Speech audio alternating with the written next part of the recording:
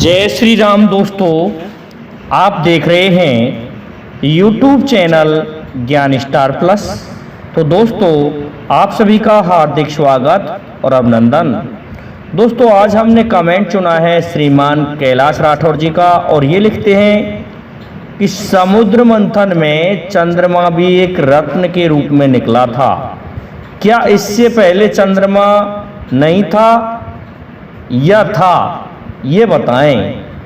तो दोस्तों, श्रीमान कैलाश राठौर जी के इस प्रश्न का उत्तर जब तक हम खोजते हैं, तब तक आप सभी से मेरा निवेदन है कि जिन भाइयों ने अभी तक हमारे चैनल को सब्सक्राइब नहीं किया है, तो बे भाई हमारे चैनल को सब्सक्राइब कर दें, साथ ही बेल आइकन को भी प्रेस कर दें, जिससे कि आने वाले वीडियो का नोटिफिकेशन आपको मिलता रहेगा।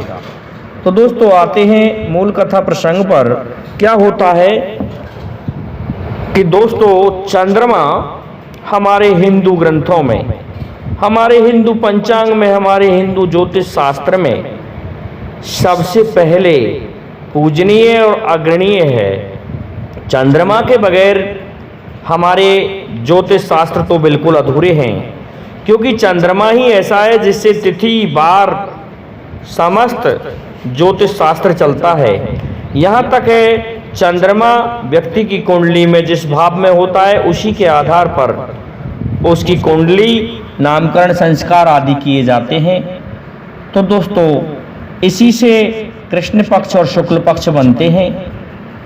तो एक बार क्या हुआ कि ब्रह्मा जी ने देखा कि मुझे किसी भी प्रकार से मेरी सृष्टि को आगे बढ़ाना है। सृष्टि को आगे बढ़ाने के लिए उनका एक मानस पुत्र था जिसका नाम था अत्रि। तो अत्रि ऋषि का विवाह कर्दम ऋषि की पुत्री अनसुईया से हुआ था, और अनसुईया बहुत ही सती साध्वी थी, जो कि आप सभी को ज्ञात है। अनसुईया के गर्भ से जो पुत्र उत्पन्न हुआ उसका नाम चंद्रमा था। होता क्या है कि एक बार अत्रि ऋषि बहुत कठोर तप कर रहे थे, तो उन्होंने पुत्र प्राप्ति की इच्छा से तप करते करते अपने नेत्रों से आंसू गिरा दिए, और दिशाओं ने क्या किया कि स्त्री रूप धारण करके पुत्र देने हेतु उन आंसुओं को धारण कर लिया। इस प्रकार से जो पुत्र उत्पन्न हुआ वह हुआ चंद्रमा। उन आंसुओं की इस तरह की धाराएं थीं जैसे चंद्रमा की कांति अब हम वर्तमान में देखते हैं, चांदनी, इस तरह की थी। तो वहां से चंद्रमा का जन्म हुआ। लेकिन दोस्तों, दूसरा जो पौराणिक मत है, पद्म पुराण में मिलता है। होता क्या है कि जब भगवान शिव ने दैत्य और दानवों से मिलकर के इस सृष्टि के संचालन हेतु समुद्र को मंथन करवाया, जब समुद्र का मंथन हुआ तो उसमें चंद्रमा भी एक रत्न के रूप में निकला था। तो दूसरी उत्पत्ति चंद्रमा की उस स्थान से होती है। लेकिन शंका रह जाती है, क्या समुद्र मंथन से पहले चंद्रमा नहीं था? हाँ दोस्तों, था।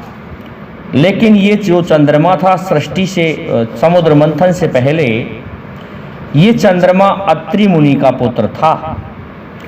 और इस चंद्रमा से चंद्र वंश का उदय हुआ।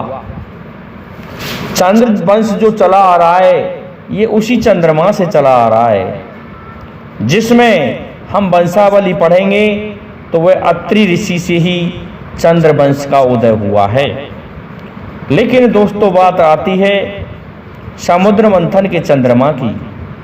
समुद्र मंथन के समय जो वर्तमान में हम चंद्रमा देखते हैं, ये चंद्रमा तो समुद्र मंथन से ही निकला था। इससे पूर्व चंद्रमा का उदय नहीं था। इस तरह से पद्म पुराण में लिखा गया है। तो दोस्तों, ये भ्रांतियां कई तरह की हैं, लेकिन जो चंद्रमा चंद्रमा मुनि हुए थे वो अत्रि ऋषि के पुत्र थे। उनकी भी कांति इतनी ही तेज थी जिस तरह आज चंद्रमा चमकता है, चंद्रमा दिखाई देता है। लेकिन उनसे तो केवल चंद्रवंश का ही उदय हुआ। अब ये भ्रांति हम बताते हैं कि जब चंद्रमा उत्पन्न हो गया समुद्र में से, सबसे पहले उस समय चौथे स्थान पर जब विष निकला था, दूसरे स्थान पर विष निकला था श्री रंभा विषवारिणी, अर्थात तीसरे स्थान पर जब विष उत्पन्न हो गया तो उस विष से चारों तरफ हाहाकार मच गया, क्योंकि उसको जहां भी रखते थे चारों तरफ अग्नि और दुर्गंध आती थी जिसको कोई सहन ही नहीं कर पा रहा था। तो भगवान शिव ने उस विष का पान किया, जिसके कारण भगवान शिव भी उद्विग्न हो गए, उनका कंठ नीला पड़ गया और उद्विग्न होते हुए गर्मी लगने लगी। उस गर्मी को शांत करने के लिए जो समुद्र में से चंद्रमा निकला था, वो चंद्रमा भगवान शिव की जटाओं पर विराजमान हुआ, क्योंकि चंद्रमा की शीतलता बहुत है। चंद्रमा की शीतलता विशेषकर चकोर पक्षी को, जो चकोर के जोड़े होते हैं, उनके लिए बहुत ही लाभदायक है। चंद्रमा के बगैर चकोर नहीं रह सकते। इसी तरह से कुमुदनी जो जल में खिलती है वो चंद्रमा की चांदनी से खिलती है। तो दोस्तों, वो चंद्रमा वो था जिसने भगवान शिव के गले में जो विष था उसको शीतल किया, और वही चंद्रमा ये चला आ रहा है। तो श्रीमान कैलाश राठौर जी, समुद्र मंथन से पहले चंद्रमा था तो सही, लेकिन उस चंद्रमा को चंद्र मुनि कहते हैं, और ये जो चंद्रमा निकला था ये समुद्र मंथन से ही निकला है। इससे पूर्व चंद्रमा नहीं था, ये बात सत्य है।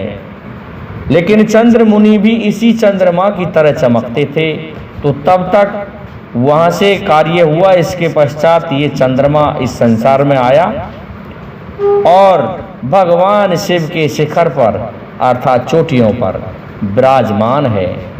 इसी से चारों तरफ चांदनी फैलती है। ये हमारा पौराणिक मत है। लेकिन चंद्रमा को हमारे वैज्ञानिक तो एक पृथ्वी की तरह मानते हैं, क्योंकि वहाँ से जो भी यान गए हैं वो मिट्टी लेके आए हैं चंद्रमा के धरातल से। तो ये भी एक वैज्ञानिक तथ्य है।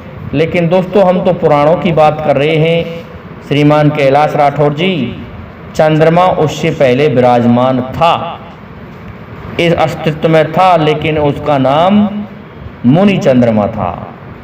तो मैं समझता हूँ आपकी भ्रांति खत्म हो गई होगी, आपको आपके प्रश्न का उत्तर मिल गया होगा। इसलिए अब आप सभी से मेरा निवेदन है कि आप हमारे इस वीडियो को लाइक, शेयर और सब्सक्राइब करें, साथ ही बेल आइकन को भी प्रेस कर दें, जिससे कि आने वाले वीडियो का नोटिफिकेशन आपको मिलता रहे। दोस्तों, जय हिंद, जय भारत, जय जय श्री राधे, जय जय श्री राम।